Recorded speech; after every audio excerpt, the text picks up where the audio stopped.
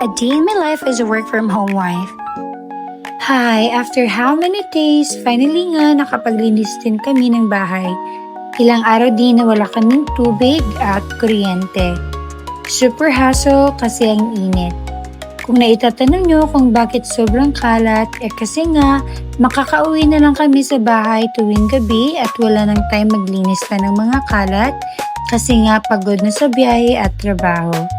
At hindi madali maglinis kasi madilim at walang tubig. Meron yung times na tambak na yung hugasin pero salamat sa mga nagbigay ng tubig, nakapaghugas din. Huwag natin kalimutan magpasalamat kay God dahil sa Kanya we're safe and He protected us. Thank you din pala sa family and friends sa pag-offer ng kanilang house para makapagkanda kami ng classes.